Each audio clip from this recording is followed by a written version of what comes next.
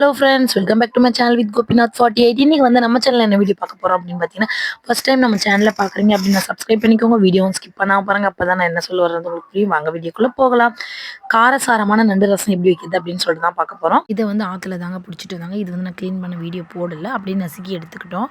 அதுக்கப்புறமா பார்த்தீங்க அப்படின்னா இதுக்கு வந்து தேவையான பொருள் என்னென்னு சொல்லிட்டு பார்த்தீங்கன்னா, புதினா, கருவேப்பிலை, கொத்தமல்லி, ஒரு தக்காளி, அதுக்கப்புறம் பூண்டு, இஞ்சி, சின்ன வெங்காயம் மெயினாக வேணும். அதுக்கப்புறமா ஃபஸ்ட்டு வந்து பார்த்திங்கன்னா முழுக்கொட்டை சீரகம் ரெண்டுமே நல்லா சேர்ந்து இந்த மாதிரி இடித்து எடுத்துக்கணும்.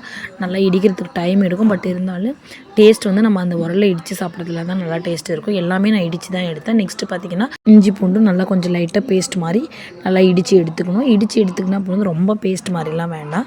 அப்போ தான் அந்த சாரம் வந்து நல்லா அந்த ரசத்தில் இறங்குறப்போ நம்மளுக்கு வந்து நண்டு ரசம் நல்லா டேஸ்ட்டாக இருக்கும். இதையும் நல்லா ஒவ்வொன்றா இடித்து எடுத்துக்கணும். சளி, இருமல், அந்த மாதிரி கை கால் மூட்டு வலி இதுக்கு எல்லாத்துக்குமே இந்த நண்டு ரசம் வந்து ரொம்ப நமக்கு ஹெல்த்தியாக இருக்கும்.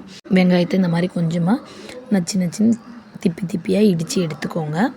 அதுக்கப்புறமா பார்த்திங்கன்னா குழந்தைங்களுக்கு வந்து இருமல், நெஞ்சு சளி, தொண்டை கரகரப்பு இதுக்கு எல்லாமே இந்த நண்டு ரசம் நல்ல ஒரு ஹெல்த்தி ரசம் அப்படின்னு சொல்லலாம். கண்டிப்பாக நீங்கள் வச்சு கொடுங்க. நெக்ஸ்ட்டு பார்த்திங்கன்னா பச்சை மிளகா வந்து லைட்டாக இடித்து எடுத்துக்கோங்க. இடிச்சிட்டு ஏன்னா அது கண்ணில் விழுது, அதனால தான் ஸ்டாப் பண்ணிட்டேன். இடித்து எடுத்துகிட்டு எல்லாமே நம்ம தட்டி போடுற அளவுக்கு தாங்க டேஸ்ட் நல்லாவே கொடுக்கும்.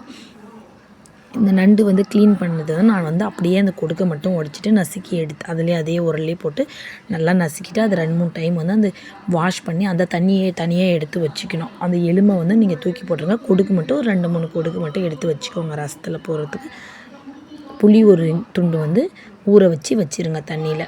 தக்காளியும் லைட்டாக போட்டு நசுக்கி அதுக்கப்புறமா கொத்தமல்லி, கருவேப்பிலை, புதினா மெயின் அதை வந்து இடித்து எடுத்துக்கோங்க. இதிலேயே இடித்து எடுத்தாச்சு. இந்த மாதிரி எல்லாமே இடித்து எடுத்து ஒரு பிளேட்டில் மாற்றி வச்சுட்டு நான் வந்து கேஸில் தான் செஞ்சேன். ஆனால் பட் மண்பானையில் வந்து செஞ்சேன்.